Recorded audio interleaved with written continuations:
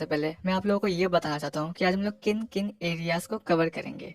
तो सबसे पहले हम लोग देखेंगे कि फेमिनिज्म क्या होता है और उसके थ्योरी के क्या की एजम्पशंस है, आर्गुमेंट्स है और वो किस तरह से काम करता है। और उसके बाद हम लोग देखेंगे उसकी हिस्ट्री क्या है, वो कहाँ से ओरिजिनेट हुआ, कब ट्रेंड में आया और थ्री वेव्स क्या है फेमिनिज्म के। और फिर फाइनली लास्ट में हम लोग देखेंगे कि कितने टाइप्स के फेमिनिज्म होते हैं और उनके क्या बिलीव्स हैं। तो बिना टाइम वेस्ट किए आज का जो हमारा वीडियो है इसे शुरू करते हैं।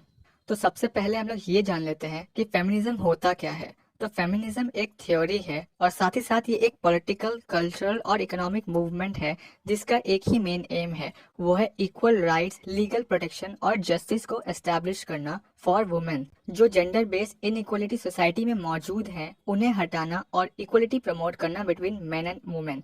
यानी कि जो पॉलिटिकल लेवल पे, जो कल्चरल लेवल पे जो इनइक्वलिटीज क्रिएट हुआ है, इन सबको हटाकर इक्वलिटी प्रमोट करना बिटवीन मेन एंड वुमेन। तो फेमिनिज्म में अलग अलग स्टडीज के थ्योरीज भी इन्वॉल्व होते हैं, जैसे पॉलिटिकल थ्योरीज, सोशोलॉजिकल थ्योरीज और फिलोसफिकल थ्योरीज भी, जिसका एक ही मेन कंसर्न है, वो है जेंडर रिलेटेड इश्यूज या फिर जो जेंडर रिलेटेड डिफरेंसेस क्रिएट हुए हैं सोसाइटीज में उन्हें एनालाइज कर कर इक्वलिटी का डिमांड करना। और अब हम लोग जान लेते हैं कि फेमिनिज्म के क्या की एजम्पशंस हैं, इनके क्या आर्गुमेंट्स हैं और ये किस तरह से काम करता है।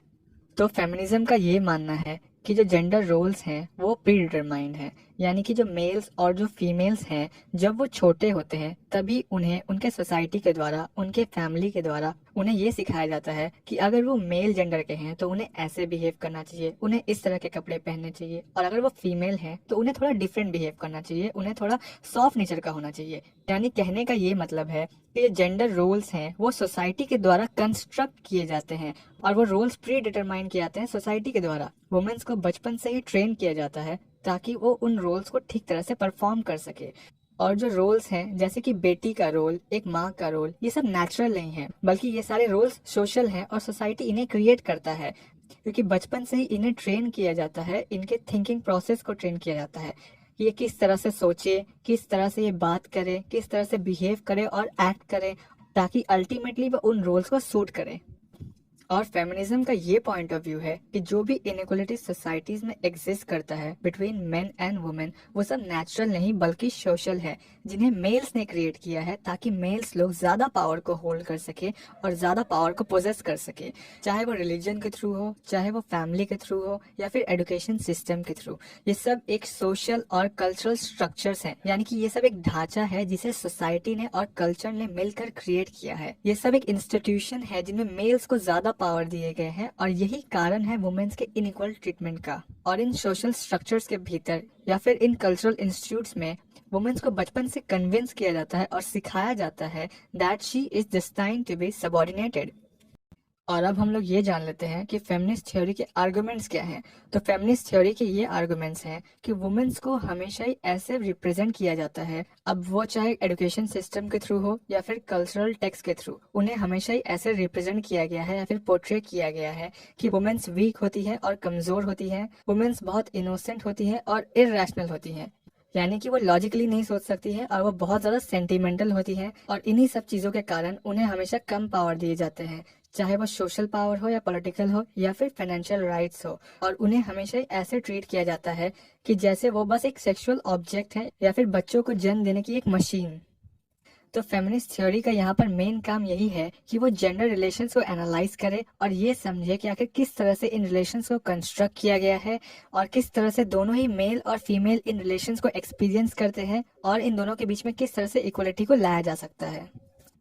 तो ये तो हो गया फेमिनिज्म के बारे में और इसकी थ्योरी के बारे में। तो अब हम लोग देख लेते हैं कि फेमिनिज्म की हिस्ट्री क्या है, इसकी शुरुआत कब हुई, इसका इन्फ्लुएंस कब शुरू हुआ और finally three waves of feminism क्या है। तो फेमिनिज्म की शुरुआत सबसे पहले वेस्टर्न कंट्रीज में हुआ, बेसिकली यूके और यूएस में हुआ था इन द लेट 1700s, जब मैरी वोllstonecraft ने 1792 में एक बुक पब्लिश किया था जिसका नाम था a vindication of the rights of women, जिसमें मैरी वोllstonecraft ने सोसाइटी में एस्टैब्लिश जितने भी पैट्रियार्कल व्यूज हैं, जैसे कि वुमेन्स नेचुरली वीक होती हैं, वो कमजोर होती हैं, वो इन्फीरियर होती हैं, तो इन सारे व्यूज को उन्होंने रिजेक्ट किया था अपने इस बुक में। उनका ये मानना था कि जो अनइक्वल नेचर सोसाइटी में मौजूद है बिटवीन द टू जेंडर्स, वो बेसिकली लैक ऑफ एजुकेशन की वजह से है। एजुकेशन ना मिलने की वजह से आज वुमेन का सेकंड पोजीशन है। उनका ये कहना था कि वुमेन्स को इक्वल ट्रीटमेंट मिलना चाहिए सोसाइटी में, क्योंकि वुमेन भी इंपॉर्टेंट रोल प्ले करती हैं सोसाइटी को रन करने में, सोसाइटी को चलाने में। और वो आगे कहती हैं कि वुमेन्स को खुद अपने लिए संघर्ष करना चाहिए ताकि वो अपने हस्बैंड की इक्वल पार्टनर बन सके, बजाय सिर्फ उनकी वाइफ बने रहने के। पर उस समय फेमिनिज्म का कंसेप्ट इतना ज़्यादा वाइड स्प्रेड नहीं हो पाया और इतना ज़्यादा पॉपुलैरिटी नहीं गेन कर पाया, बट फिर भी इसका इस्तेमाल थोड़ा बहुत होता था, जिसका एविडेंस हमें कैथरीन हेपबर्न की एक फिल्म, जो कि 1942 की एक फिल्म थी, उसमें मिलता है। इस फिल्म का नाम था वुमेन ऑफ द ईयर, और कैथरीन हेपबर्न इस फिल्म में फेमिनिस्ट मूवमेंट की बात करती हैं। तो फेमिनिज्म का इन्फ्लुएंस 1960s और 1970s के टाइम में देखा जा सकता है। तब ये कंसेप्ट ट्रेंड में आ गया था, जब यूनाइटेड स्टेट्स ऑफ अमेरिका में सिविल राइट्स मूवमेंट की शुरुआत हुई और जब कॉलोनियलिज्म का डाउनफॉल हुआ अफ्रीका में, कैरेबियन में, लैटिन अमेरिका के कुछ पार्ट्स में और साउथ ईस्ट एशिया में, तब इसका इन्फ्लुएंस बहुत ज़्यादा हुआ। तो फेमिनिस्ट मूवमेंट के पूरे हिस्ट्री को अच्छे से समझने के लिए इसकी हिस्ट्री को 3 पार्ट्स में या फिर 3 पीरियड्स में डिवाइड किया गया है, जिसे हम लोग 3 वेव्स ऑफ फेमिनिज्म कहते हैं। तो सबसे पहले हम लोग बात कर लेते हैं फर्स्ट वेव ऑफ फेमिनिज्म की, जो कि ऑफिशियली स्टार्ट हुआ था 1848 में विद सेनेका फॉल्स कन्वेंशन।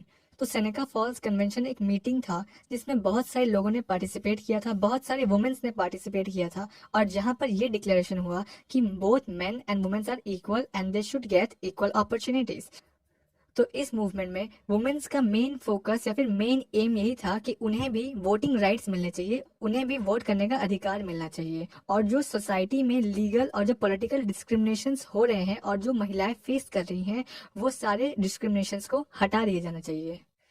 तो फर्स्ट वेव ऑफ फेमिनिज्म का एंड होता है जब यूनाइटेड स्टेट्स ऑफ अमेरिका में वुमेन्स को वोटिंग राइट्स मिल जाते हैं इन द ईयर 1920। उस समय यूएसए में 19th अमेंडमेंट कॉन्स्टिट्यूशनल एक्ट पास हुआ, जिसके बाद वुमेन्स को भी वोटिंग के राइट्स मिल गए, और उनको ऐसा लगा कि अगर वो पॉलिटिकल इक्वलिटी को अचीव कर लेती हैं तो over a period of time उन्हें बाकी राइट्स भी मिल जाएंगे, जैसे कि सोशल राइट्स, इकोनॉमिक राइट्स और एजुकेशनल राइट्स। पर ऐसा नहीं होता है, जिसके कारण बाद में सेकेंड वेव ऑफ फेमिनिज्म का जन्म होता है।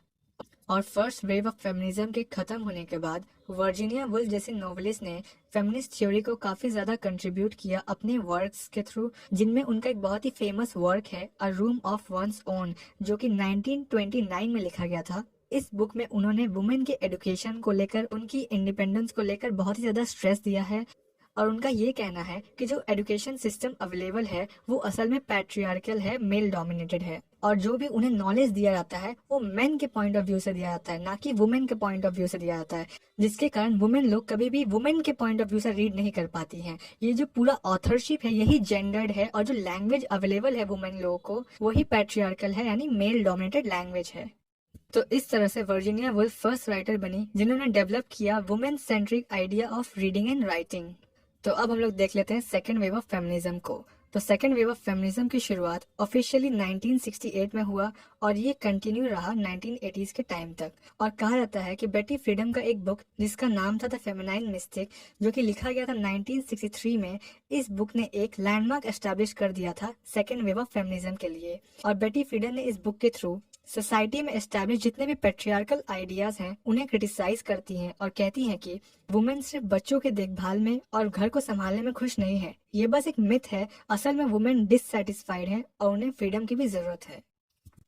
और सेकेंड वेव ऑफ फेमिनिज्म के टाइम में 2 मेजर फेमिनिस्ट ग्रुप निकलकर बाहर आते हैं। तो पहला था लिबरल फेमिनिस्ट ग्रुप, जिनके अलग डिमांड्स थे और अलग अप्रोच थे, और दूसरा था रेडिकल फेमिनिस्ट ग्रुप, जिनके अलग अप्रोच थे।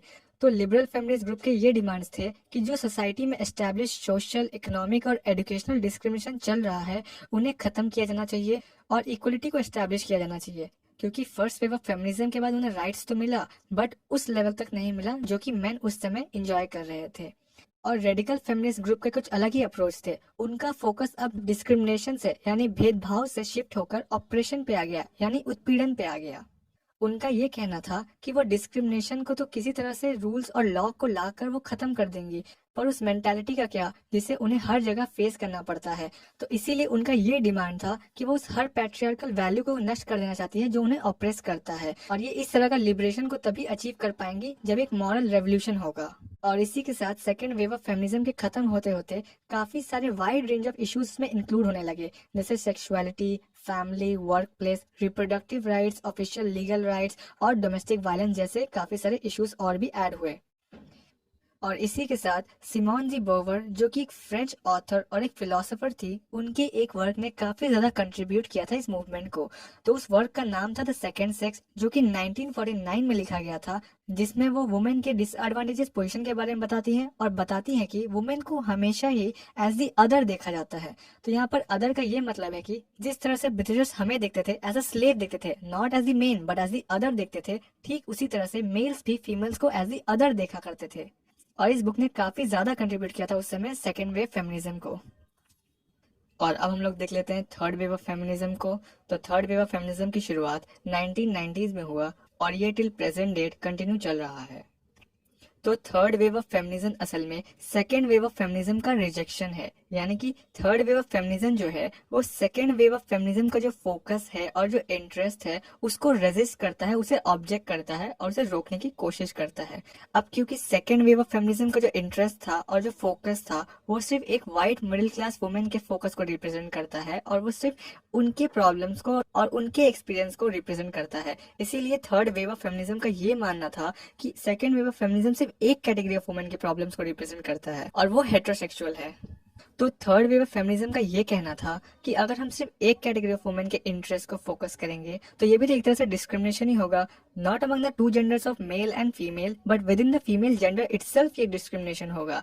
क्योंकि अगर हम वर्ल्ड वाइड देखते हैं तो अलग अलग रीजन में वुमेन्स के प्रॉब्लम्स भी अलग अलग होंगे और उनके एक्सपीरियंसेस भी अलग अलग होंगे। जैसे कि लंदन में रहने वाली एक वाइट वुमेन के लिविंग स्टैंडर्ड अलग होंगे राजस्थान में रहने वाली एक वुमेन से, और अफ्रीका में रहने वाली वुमेन के कंडीशंस अलग होंगे क्योंकि उसे जेंडर डिस्क्रिमिनेशन के साथ साथ रेस डिस्क्रिमिनेशन भी फेस करना पड़ता है। और एक दलित वुमेन के एक्सपीरियंस अलग होंगे क्योंकि उसे कास्ट डिस्क्रिमिनेशन भी फेस करना पड़ता है। तो इसीलिए काफी सारे नए टर्म्स को ऐड किए गए फेमिनिज्म के अंदर, like race, class, ethnicity and even geography. पर इतना ही नहीं, थर्ड वे ऑफ फेमिनिज्म का ये भी कहना था कि जो जेंडर ट्रेडिशनल जेंडर के लाइन में नहीं आते हैं, लाइक गे, लेस्बियन, इन सबको भी फेमिनिज्म के अंदर इंक्लूड किया जाना चाहिए। एंड लेटर ऑन इन सबको भी इंक्लूड किया गया, asking for equal protection under a larger and broader umbrella. तो ये तो हो गया फेमिनिज्म की पूरी हिस्ट्री के बारे में और थ्री वेव्स ऑफ फेमिनिज्म के बारे में। तो अब फाइनली हम लोग ये देख लेते हैं कि कितने टाइप्स के फेमिनिज्म होते हैं और उनके क्या बिलीव्स हैं। तो total 5 major types of feminism है, जिनमें सबसे पहला टाइप ऑफ फेमिनिज्म है लिबरल फेमिनिज्म। तो लिबरल फेमिनिज्म का ये कहना है कि सोसाइटी में एस्टैब्लिश जितने भी तरह के लीगल, पॉलिटिकल और अदर फॉर्म्स ऑफ डिस्क्रिमिनेशन हैं, इन सबको एबॉलिश किया जाना चाहिए, खत्म किया जाना चाहिए, ताकि वुमेन्स भी उन सारे अपॉर्चुनिटीज को एंजॉय कर सके जो मेन करते हैं। और इनका ये फोकस है कि ये पूरे सोसाइटी में एक स्ट्रक्चरल चेंज ला सके ताकि वुमेन्स को इक्वल ट्रीटमेंट मिले। और उसके बाद फिर नेक्स्ट टाइप ऑफ फेमिनिज्म आता है जो कि है रेडिकल फेमिनिज्म। तो रेडिकल फेमिनिज्म का ये बिलीव है कि ये जो आइडिया है सेक्सिज्म का, यानी सुपीरियर होने का, इंफीरियर होने का, इसे तभी ठीक किया सकता है या फिर क्योर किया जा सकता है जब सोसाइटी से जेंडर का जो कंसेप्ट है इसे ही एलिमिनेट कर दिया जाए। और रेडिकल फेमिनिज्म का ये भी सजेशन है कि कोई ऐसी टेक्नोलॉजी को डेवलप किया जाना चाहिए जिसके मदद से जो बच्चे होते हैं वो माँ के पेट में ना जन्म लेकर माँ के बॉडी के बाहर ही जन्म ले ले, जिसके वजह से उन्हें जो काम में लीव लेना पड़ता है ड्यूरिंग द प्रेगनेंसी टाइम, उन्हें जो लीव लेना पड़ता है वो ना लेना पड़े और इसके कारण उनका प्रमोशन भी ना रुके। और उनका ये मानना है कि ज्वाइंट फैमिली इसका सबसे बड़ा कारण है इस डिफरेंस को क्रिएट करने में। और उसके बाद फिर सोशलिस्ट फेमिनिज्म आता है। तो सोशलिस्ट फेमिनिज्म जो है वो रेडिकल फेमिनिज्म के आइडियाज को रिजेक्ट करता है। तो उनका ये मानना है कि वुमेन्स को फ्रीडम इसलिए नहीं मिल पाता क्योंकि उन्हें हमेशा ही फाइनेंशियली अपने हस्बैंड पर डिपेंडेंट रहना पड़ता है, और मेल्स और फीमेल्स के बीच में जो वेल्थ का डिस्ट्रीब्यूशन है वो अनइवन है। तो अगर उन्हें फ्रीडम को अचीव करना है, लिबरेशन को अचीव करना है, तो सबसे पहले उन्हें अपने इकोनॉमिक एरियाज को ठीक करना होगा, उन्हें अपने कल्चरल एरियाज को ठीक करना होगा। और फिर उसके बाद आता है कल्चरल फेमिनिज्म, जो कि रेडिकल फेमिनिज्म से ही डेवलप हुआ है, बट इनके आइडियाज और व्यूज रेडिकल फेमिनिज्म से नहीं मिलते हैं। तो कल्चरल फेमिनिज्म का ये बिलीव है कि लोगों को फेमिनिन बिहेवियर या फिर फीमेल बिहेवियर को एनकरेज करना चाहिए, ना कि मैस्कुलिन या फिर मेल बिहेवियर को। तो जैसा कि हम लोग जानते हैं कि फीमेल का नेचर काइंड और जेंटल होता है, तो अगर हम इस तरह के नेचर को प्रमोट करते हैं फिर एनकरेज करते हैं तो अल्टीमेटली इसका ये रिजल्ट होगा कि दुनिया में वॉर्स, जो जंग हो रही है और जो वायलेंस हो रहा है वो कम हो जाएंगी। तो इनका ये मानना था। और अब फाइनली हम लोग लास्ट टाइप ऑफ फेमिनिज्म को डिस्कस कर लेते हैं जो कि है इको फेमिनिज्म। तो इको फेमिनिज्म एक सोशल और एक पॉलिटिकल मूवमेंट है जो कि फेमिनिज्म को और एनवायरमेंटलिज्म को एक साथ जोड़ता है। और इनका ये बिलीव है कि जिस तरह से एक आदमी एनवायरनमेंट को, नेचर को या फिर लैंड को एक्सप्लॉइट करता है अपने प्रॉफिट के लिए, अपने सक्सेस के लिए, ठीक उसी तरह से एक मेल फीमेल को एक्सप्लॉइट करता है अपने पावर के लिए, अपने प्रॉफिट और सक्सेस के लिए और प्लेजर के लिए। और इको फेमिनिस्ट अपने आप को एनवायरनमेंट से कनेक्ट करके देखती है, क्योंकि दोनों को ही, फीमेल को और एनवायरनमेंट को, पैसिव तरीके से देखा जाता है और अदर हेल्पलेस तरीके से देखा जाता है। तो इस तरह से हमारा वीडियो जो है वो खत्म होता है। और अगर आपको इस टॉपिक से रिलेटेड किसी भी तरह के नोट्स चाहिए तो आप मुझे बेझिझक मेरे इंस्टाग्राम अकाउंट में मैसेज कर सकते हैं, जिसका लिंक मैंने नीचे डिस्क्रिप्शन बॉक्स में दिया हुआ है। और अगर आपको वीडियो पसंद आया तो प्लीज कमेंट करके जरूर बताएं, लाइक करें, शेयर करें अपने दोस्तों के साथ। And thanks for watching.